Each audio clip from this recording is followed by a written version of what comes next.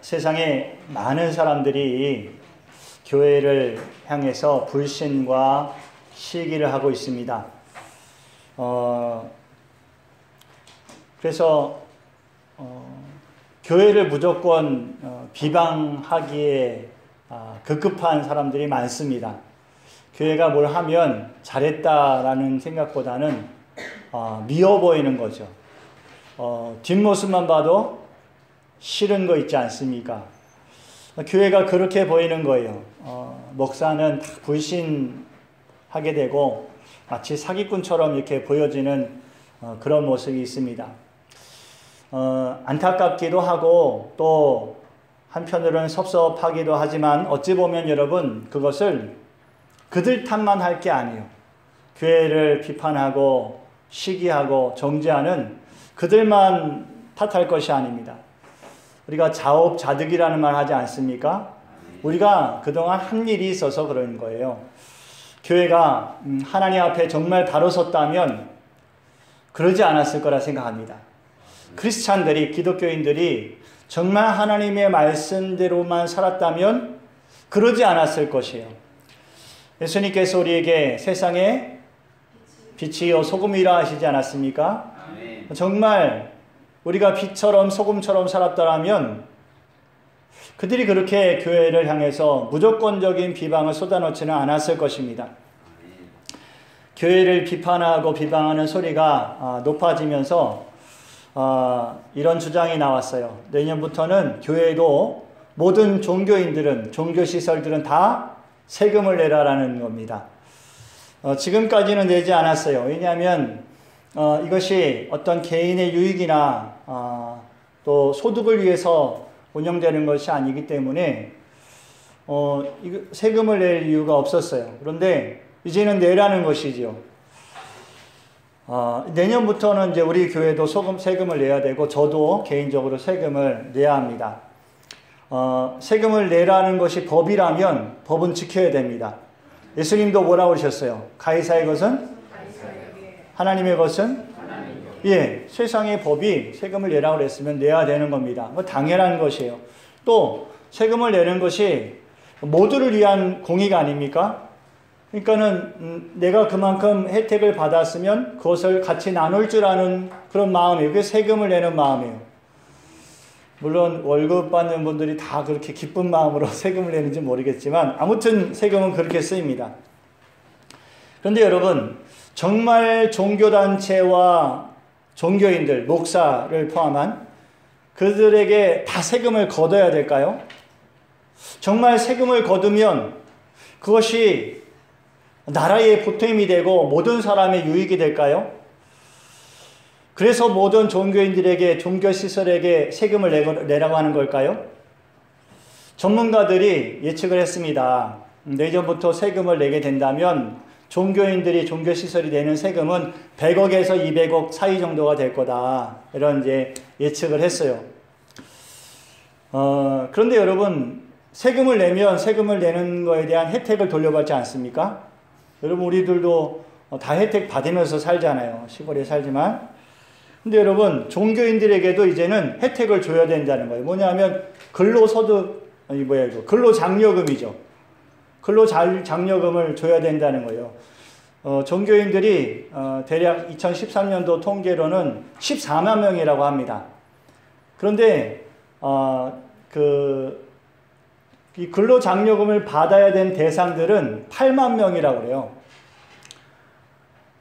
그러면 이 금액으로 따지면 몇 배가 지출이 돼야 되냐? 100억에서 200억 세금을 걷어서 1000억 이상을 돌려줘야 된다는 겁니다. 그러니까는 세금을 받는 것보다 돌려주는 게 훨씬 5배에서 10배는 많아야 된다는 거예요. 그러면 국민들이 좋아할까요? 아유, 저 교회 하는 짓만 봐도, 뒷모습만 봐도 싫은데, 교회한테 또 게다가 예수 믿으세요라는 말만 해도 싫은 그 목사들한테 근로장려금이라고 해서 돌려주는 게 국민들이 정말 좋아하는 일이겠냐고요. 안 좋아할 겁니다. 그런데 왜 이런 법을 만들었을까요? 우리나라에 세금이 남아서 막 이렇게 이제 목사님들도 세금 혜택 받으면서 사세요. 이렇게 해서 주는 걸까요? 아니라고요. 올해도 더 많은 세를 걷지만 더 많은 빚이 나라에 지고 있는데 왜 이렇게 할까요? 왜 국민들은 종교인들도 종교세를 세금을 내라고 주장을 할까요? 이게 여러분 다 이유가 있어요. 뭐냐? 불신하기 때문에 그래요. 믿음의 사람들을, 교회를, 종교인들을 불신하기 때문에 당신들도 세금을 내라는 거예요. 교회가 각종 건축법을 위반하면서 의리의리한 교회를 짓습니다. 수십억, 수백억의 건물을 지어요. 그리고 교회만 좋아라 하는 것이죠. 또 목사들이 교회가 수십억, 수백억의 교회 재정을 유용해요. 그러면서도 그것이 사람들에게 알려졌는데도 교회는 세금을 안 내고 있단 말이죠. 그러니까 사람들이 야, 이거 교회는 완전히 꿀만 먹고 있구나. 안 된다 그러면 세금 내라고 해라. 이렇게 이제 주장하는 거예요. 근데 계산을 해보니까 나라가 더 손해인데도 그거를 취소하지 않습니다. 왜냐하면 미우면 끝까지 가는 거거든요. 뭐 치약 짜는 거 하나 때문에 싸우다가 갈라서는 거 아닙니까? 왜냐하면 미우니까요. 이쁘면 뭘 해도 이쁜 거 아니에요? 근데 안 이쁘니까 미우니까 미운 짓을 했으니까는 다 미워 보이는 겁니다. 여러분 본래 예수님 믿으면 새 사람 되는 거 아닙니까? 예수님 믿으면 변화되는 거 아니에요? 예, 교도소에 갔던 죄인들도 예수님 믿고 나와서 새 사람으로 살아가는 거 아닙니까? 그래서 예수님은 너희는 세상의 빛이라, 너희는 세상의 소금이라 라고 말씀해 주시는 거예요. 그런데 여러분 우리가 예수님 믿고 빛과 소금이 됐습니다. 그런데 때로는 이 빛을 잊기도 해요. 때로는 이 맛을 잃어버리고 살 때도 있습니다. 그러니 10개를 잘해도 1개를 잘못하면 미워 보이는 거 아닙니까? 우리가 그래요. 그럼 여러분 우리가 우리를 향하여서 지탄하고 비판하는 세상을 향하여서 우리가 뭐라고 할까요? 우리는 죄가 없다고 할까요? 우리는 지은 죄가 없다고 당신들이 잘못하는 것이라고 할까요? 여러분 우리가 이제는 세상을 향하여서 우리 스스로 우리가 빛되지 못하고 소금되지 못했던 것을 시인할 줄 알아야 됩니다. 그게 정직한 것이에요. 우리가 우리의 모든 것을 아시는 하나님 앞에 나가서 하나님 나는 죄인입니다 라고 고백하듯이 우리를 향하여서 지탄하는 세상을 향하여서 그렇습니다. 우리는 죄인입니다 라고 세상에 말할 수 있어야 돼요. 우리가 이미 십자가 앞에서 죄인임을 고백했다면 그것이 사실인 것입니다. 우리가 세상에서 나는 의로운 사람인 것처럼 죄지 안 짓고 사는 사람인 것처럼 그렇게 우리를 포장할 이유가 없어요. 사실은 사실대로 말하고 고칠 것은 고치고 변화될 것이 있으면 변화되어야 할 줄을 믿습니다. 예수님 믿는 사람은 바뀌어야 되는데 바뀌지가 않는단 말이죠. 10개를 잘못하던 사람이 예수님 믿으면 10개를 이제 잘하면서 살아야 되는데 그렇지 않다는 거예요. 1개 정도는 고쳐졌는지 모르지만 여전히 9개는 잘못하면서 사는 거예요. 이게 뭐냐? 연약함이라는 것이에요. 옛사람의 흔적이 남아있는 것이죠. 죄의 습성들이 남아있는 것이에요. 예수님 믿기 전에 싸우고 다투던 사람이 있어요. 근데 예수님 믿고 나서는 그래, 내가 이제 저 사람을 하나님께로 인도해야겠다 이런 마음을 가져야 되는데 그렇지 못하고 살다는 것이죠. 뭐냐면 이 습성에 옛사람의 습성이 남아있는 것이에요. 예수님 로마서 말씀에 사람이 마음에 믿어 입으로 신하여 구원에 이른다 그랬어요. 우리가 그랬습니까? 마음에 믿어서 의에 이뤘습니까? 여러분 솔직하셔야 됩니다. 그리고 믿음의 고백은 믿음의 고백이에요. 그러니까 여러분 내가 여기서 어떻게 대답해야 돼? 이렇게 생각하지 마세요. 여러분의 믿음을, 여러분의 생각을 알고 있는 대로 말하면 돼요. 아시겠어요? 우리가 마음에 믿어 의에 이르렀습니까? 입으로 시인해서 구원에 이르렀습니까? 예, 여러분 맞습니다. 우리가 그래서 이 자리에 앉아 있는 거 아닙니까? 마음에도 안 믿는데 여기 앉아 있을 이유가 없고요. 입으로 시인하지 않았는데 우리가 예수님 믿을 이유가 없어요.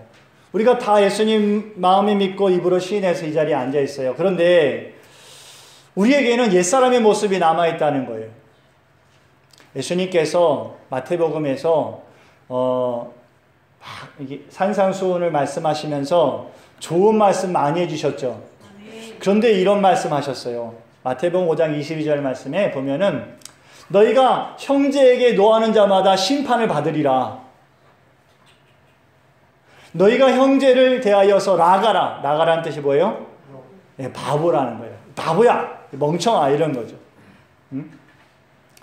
그렇게 말하는 자는 공회에 잡혀가게 될 것이다 라고 하셨어요. 또 형제를 향하여 미련한 놈이라고 하는 사람은 지옥불에 던져지리라 하셨어요. 여러분 우리가 형제에게 화 안 내고 삽니까? 낼 때 있지요. 예, 우리가 안 듣는 데서 저 미련한 놈 이런 안 그러고 삽니까? 왜 대답이 없어요, 권호 권사님? 여러분 우리는 때로는 노하고 또 욕도 하고 또 심하게는 저주도 합니다. 저 어디 가서 안 죽나? 또 예수님 거기서 그치지 않으셨어요. 5장 28절 말씀 보면요. 음욕을 품고 여자를 보는 자마다 이미 간음하였느니라 하셨어요. 7계명이 뭡니까? 간음하지 말라 아닙니까? 근데 여러분 우리가 살아가는 시대가 다 천사들만 사는 시대가 아니에요. 이제 뭐 다 단정하게 살고 다 천사같이 살고 그러면 좋은데 이게 막 정말 남자 잡아먹을 것처럼 이렇게 분장하고 사는 여자들이 한둘이 아닙니다. 자기 외모를 뽐내요. 막 자기 외모를 뽐내고 사람들이 시선을 주면 광고 효과를 누리는 것이죠. 그래서 여러분 우리가 TV를 봐도 광고나 보면은 그냥 낯 뜨거울 때가 한두 번이 아니지 않습니까? 뭐 저만 그런 광고 본 겁니까 지금? 목사님 왜 저러지? 그래. 예수님께서 또 이렇게 말씀하셨어요. 그 다음 절인데요. 29절 말씀 보면은 이렇게 말씀하셨어요. 내 오른 눈이 너로 실족하게 하거든 어떻게 해라? 빼버리라는 거예요. 내 백체 중에 하나가 없고 온몸이 지옥에 던져지지 않는 것이 유익하다. 또 그 다음 절 말씀 보면요. 더 무서워요. 내 오른손이 너로 실족하게 하거든 찍어버리라. 백체 중에 하나가 없어지고 온몸이 지옥불에 던져지지 않는 것이 유익하니라. 여러분 정말 우리가 예수님의 이 말씀처럼 살려면 매일 병원 가야 될 겁니다. 의사 선생님 오늘은 내 오른 눈을 빼주십시오. 이렇게 살아야 돼요. 우리가 주일날 오면은 서로 안부를 물어야 될 거예요. 네. 아유 권사님 왜 지난주에 안 오셨어요? 권사님이 주일날 안 보이니까 이상해요. 제가 지난주에 병원 갔다 왔어요. 왜 어디가 아프세요? 오른 눈을 빼고 왔어요. 근데 집사님은 왜 팔이 그래요? 저 어저께 오른팔을 잘랐어요. 우리 예수님 말씀대로 살면 맨날 그래야 되는 거예요. 여기 다 눈 뜨고 살아갈 사람이 없고요. 여기 다 성경책 넘길 사람이 없어요. 여러분 그런데 거기서 끝이 아니었어요. 예수님께서 또 이렇게 말씀하셨어요. 헛맹세하지 말아라. 헛맹세하지 말아라. 옳다 아니다라고만 말해라. 너희에게 겉옷을 달라 하는 자가 있으면 속옷을 주라. 오리를 가자 하는 자가 있으면 심리를 가져라. 너희 원수를 사랑하고 너희를 핍박하는 자를 위해서 기도해라 그러셨어요. 그 다음에 말씀이 또 무서워요. 45절 말씀인데요. 이같이 한즉 이같이 해야 된대요. 예수님 말씀이 이같이 한즉 하늘에 계신 너희 아버지의 아들이 되리니. 우리가 하나님의 자녀가 되려면 그렇게 해야 된다는 거예요. 누구 말씀이에요? 예수님 말씀이에요. 근데 우리 다 두 눈 똑바로 뜨고 살고요. 양손 다 잘 가지고 살고요. 그러지 않습니까? 우리가 여러분 말씀을 지키며 산 것보다 말씀 안 지키게 산 게 더 많아요. 네? 왜 그랬을까요? 왜 예수님 믿으면서 우리가 안 지키고 산 게 더 많을까요?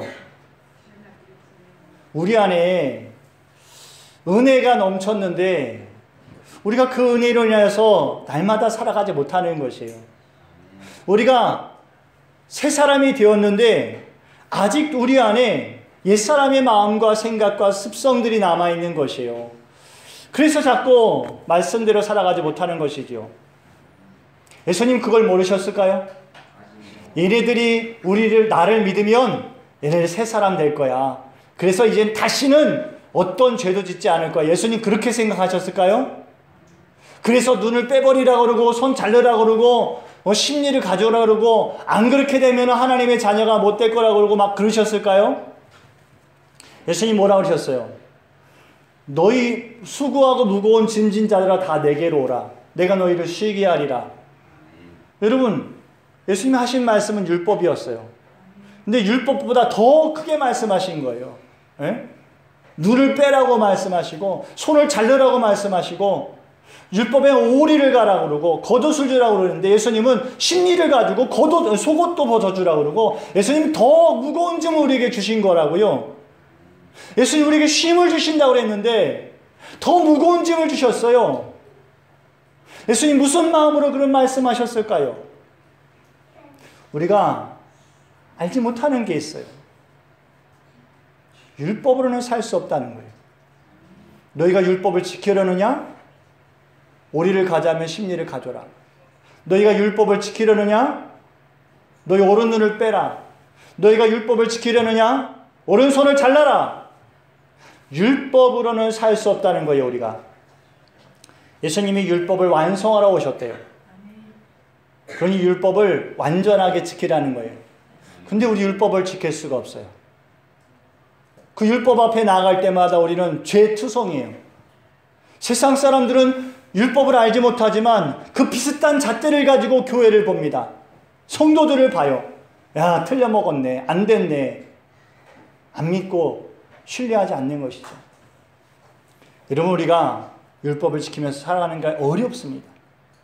사도 바울이 어떤 사람이었어요? 그는 철저한 바리새인이었습니다. 스데반 집사님을 돌로 쳐서 죽이는 일에 제일 앞장섰던 사람이에요. 그는 배울 만큼 배운 사람이에요. 그는 공회원이었고 로마의 시민권도 가지고 있었어요. 그랬던 사람이 예수님을 만나게 됐어요. 예수님을 따르는 사람이 되었고 철저하게 예수님의 종이 되었어요. 그는 결혼도 하지 않았어요. 복음을 전하기 위해서. 그랬던 사도 바울이 오늘 19절 말씀에서 이렇게 말합니다. 읽어봅니다. 시작. 내가 원하는 바 선을 행하지 아니하고 도리어 원하지 않는 바 악을 행하는도다. 사도 바울의 고백이요. 원하는 바 선은 행하지 않는다는 거예요. 원하지 않는 바 악을 행하고 살아간다는 겁니다. 여러분 우리가 예수님 믿으면 기뻐요 안 기뻐요? 기쁘지요. 정말 죄 짓고 그 죄로 인해서 우리의 죽음의 앞에 놓였을 때 두렵고 떨리고 지옥 갈 것이 두려운 그런 인생에서 우리가 하나님의 거룩한 자녀로 거듭난 것이 기쁨이 아닐 수 없습니다. 그런데 여러분 문제는 그 자리를 떠난 다음이에요. 여러분이 예배를 드리고 난 다음의 삶입니다. 다시 죄의 자리로 돌아가게 돼요. 또 오른손을 뺄 죄를 짓고 또 오른손을 잘라야 될 죄를 짓고 살아가요. 곧 다시 옛사람으로 돌아간 자기 자신의 모습을 발견합니다. 내가 저 사람하고 싸우지 말아야지 했는데 또 싸우고 있어요. 네? 그래요 여러분 우리 마음이 어때요? 공허합니다. 무겁고 근심스럽습니다. 괴롭습니다. 여러분 안 그렇습니까? 안 그렇습니까? 대답을 안 하시는 분들은 그럼 예수님 말씀 다 지키고 사는 겁니까? 양심이 죽었어요? 여러분 다 괴로울 줄을 압니다. 내가 왜 또 이렇게 말씀을 못 지키고 살아갈까? 왜 또 세상 사람들과 똑같이 살아갈까? 괴로울 것이에요. 여러분 맞습니다. 우리가 계명과 율법 앞에 온전할 수 없기 때문에 우리가 세상을 향해서 우리의 죄가 드러날 때는 괴롭고 힘들 수밖에 없습니다. 그런데 여러분, 그러면 우리가 어떻게 예수님 앞에 의로워질 수 있어요? 예? 그렇게 괴로워하면서, 그렇게 근심되면서 어떻게 예수님 앞에 의로워질 수 있습니까? 여러분, 두려워하지 마십시오. 우리는 예수님 때문에 달라진 변화가 있어요. 무엇입니까? 괴로워한다는 것이에요. 예전에는 죄가 기뻤어요. 남들 모르게 죄 짓고 그거 인해서 유익을 얻으면 기뻤어요. 그런데 이제는 그것이 기쁘지 않아요. 잠시 잠깐 내가 옛사람의 모습으로 돌아간다 해도 다시 생각해보면 괴롭고 내가 왜 예수님 앞에서 살지 못했을까? 다시 회개하게 되고 다시 십자가 앞에 나아오게 됩니다. 여러분 그것이 우리의 변화예요. 우리는 다시 옛사람으로 돌아가는 것이 아니에요. 죄를 지었다 해도 우리는 여전히 새 사람입니다. 언제나 우리는 우리의 더러워진 발을 다시 씻겨주기를 기뻐하시는 예수님, 그분 앞에 나아갈 믿음을 가졌습니다. 그분을 인하여 소망을 얻고 그분의 긍휼하심을 기뻐하고 소망 가운데 살아가는 줄 믿습니다. 여러분 이제 우리의 모습을 보십시오. 우리 안에는 두 가지 마음이 있어요. 하나는 옛사람의 마음이지요. 또 하나는 새 사람의 마음이에요. 오늘 18절과 20절 말씀에 보면요, 이렇게 말씀하고 있어요. 읽어봅니다. 시작. 내 속 곧 내 육신에 선한 것이 거하지 아니하는 줄을 아노니 원함은 내게 있으나 선을 행하는 것은 없노라. 20절. 만일 내가 원하지 아니하는 그것을 하면 이를 행하는 자는 내가 아니요 내 속에 거하는 죄니라. 내 속에 옛 성품이 남아있어서 그 옛 성품을 인해서 선을 행하지 못합니다. 그런데 악을 행해요. 그렇지만 여러분 그것이 진짜 우리의 모습이 아니에요. 옛사람의 모습이 있어서 죄를 지을지라도 우리는 그것을 기뻐하지 않습니다. 달라졌어요. 변화되었어요. 언제든지 우리는 하나님의 기뻐하시는 믿음의 사람으로 살려고 노력하고 있습니다. 십자가 앞에 나아갈 때마다 새로워지고 있습니다. 하나님을 사랑하기를 기뻐합니다. 하나님의 말씀에 순종할 때에 그 순종이 우리에게 기쁨이 됩니다. 이웃을 사랑하게 되었을 때에 그 기쁨은 말로 할 수가 없습니다. 여러분 이것이 우리의 새로운 모습입니다. 우리 안에 옛사람의 모습과 새사람의 모습이 공존할 때에 여러분 우리가 진짜 주인을 고백할 줄 알아야 돼요. 우리의 진짜 주인이 누굽니까? 우리의 옛 주인은 죄예요. 죄가 우리의 주인이었어요. 그래서 죄가 우리를 붙들고 죄의 어둠으로 끌고 갔어요. 그러나 예수님은 빛이 되셨고 우리를 붙드셔서 빛으로 인도하셔요. 때로는 어둠에 거하지만 우리는 빛을 향하여 나아가는 거룩한 자녀인 줄을 믿습니다. 예수님을 떠나지 않습니다. 언제든지 우리는 옛사람의 모습을 버리고 새사람의 모습으로 나아갈 준비가 된 줄을 믿습니다. 죄를 미워하고 하나님을 사랑하는, 이웃을 사랑하는 그런 믿음으로 나아가게 되는 줄 믿습니다. 우리는요 이제 24절의 사도 바울의 고백을 똑같이 알게 돼요. 24절의 고백입니다. 시작. 오라 나는 곤고한 사람이로다. 이 사망의 몸에서 누가 나를 건져내랴. 누가 건져낼 수 있습니까? 예수님밖에 없습니다. 내가 내 죄로 인해서 곤고한 영혼이지만 내 안에 아직 옛사람이 남아있어서 곤고한 사람이지만 우리는 예수님으로 인해서 다시 살게 되고 그 은혜로 인해서 새로워지는 줄을 믿습니다. 예수님은요 사랑의 음성을 항상 들려주셔요. 내가 너를 사랑한다. 아멘. 사랑의 음성을 들려주시는 줄 믿습니다. 또 사랑의 손길로 붙들어 주시는 줄 믿습니다. 저는요 이 세상에 하나님의 손길이 있다고 믿어요. 그래서 하나님이 우리를 붙들어주고 일으켜주고 때로는 강하게 하시고 담대하게 하시고 아멘. 넘어졌을 때 일으켜주시고 아멘. 선한 길로 의의 길을 인도하시는 줄 믿습니다. 아멘. 말씀을 정리하겠습니다. 우리가 예전에 봤던 영화 중에 레미제라블이라는 영화 있어요. 아시죠? 누구 얘기입니까? 장발장 얘기 아닙니까? 빅토르 위고가 쓴 장발장이라는 소설이 있는데 그 소설의 내용이에요. 장발장은 아버지가 없어서 추위에 떨고 굶주린 그 7명의 조카가 있었어요. 그 조카들을 위해서 먹을 것을 구하러 나갔지만 구할 수가 없었어요. 그래서 어떡합니까? 빵을 훔치죠.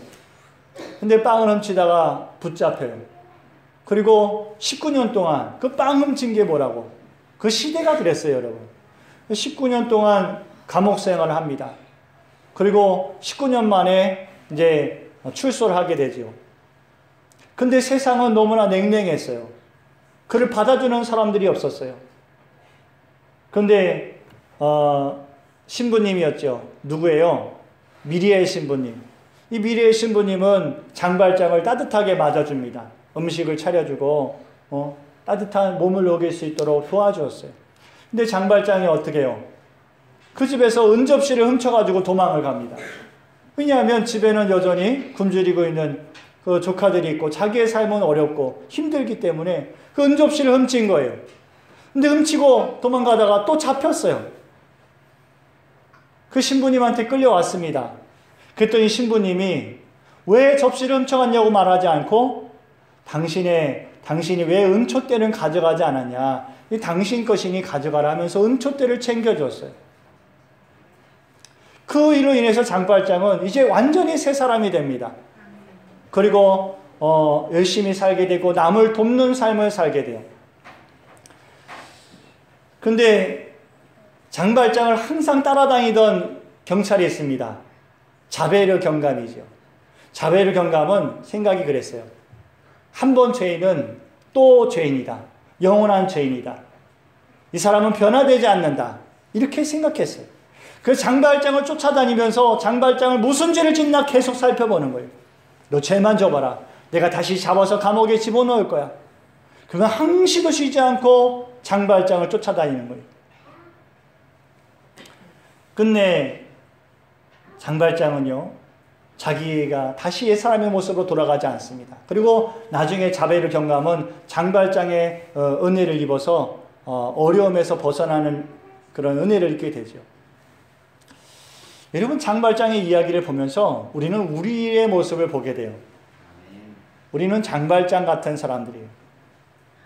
죄에서 건진받아서 예수님의 은혜로 따뜻한 사랑 안에 거하게 됐지만 또 옛사람의 모습으로 돌아갔어요. 그런데 예수님은요, 우리를 정죄하지 않으셔요. 다시 불러주시고 더 큰 은혜를 주셔요. 그 발을 씻어주시고 우리를 깨끗하고 정결하다 하시며 하나님의 거룩한 자녀로 살아갈 은혜를 더해주시는 줄을 믿습니다. 아멘. 여러분, 세상에 누구든지 하나님 앞에 의로운 사람은 없습니다. 아멘. 완전히 의로운 사람은 없어요. 우리 안에 옛사람의 모습이 여전히 남아 있습니다. 우리가 이곳에서 아름다운 모습 예배 드릴지라도 우리 안에 있는 연약함을 어쩔 수가 없어요. 그러나 여러분, 약하고 흔들릴 때마다 우리를 위로하시는 분이 계십니다. 우리는 그분을 사랑하고 우리는 그분의 사랑 안을 떠나지 않습니다. 우리는 다시 하나님의 법을 붙듭니다. 하나님의 법, 우리의 죄를 징계하지 아니하시고 언제든지 주 앞에 나오는 자를 붙들어 주시는 하나님의 법을 의지합니다. 그리고 우리의 삶에 이제는 계명을 붙듭니다. 하나님을 사랑하고 이웃을 사랑하는 법을 붙들고 하나님 앞에 다시 옛사람의 모습으로 돌아가지 않기 위해서 몸부림치면서 살아가는 줄을 믿습니다. 우리가 곤고한 인생이지만 주님께서 함께 하시기에 우리의 삶이 새롭고 주님께서 붙드시기에 믿음으로 승리케 될 줄을 믿습니다. 여러분이 그렇게 곤고한 인생에서 벗어나 온전한 믿음 안에 거하고 승리케 되시기를 축원합니다. 기도드리겠습니다.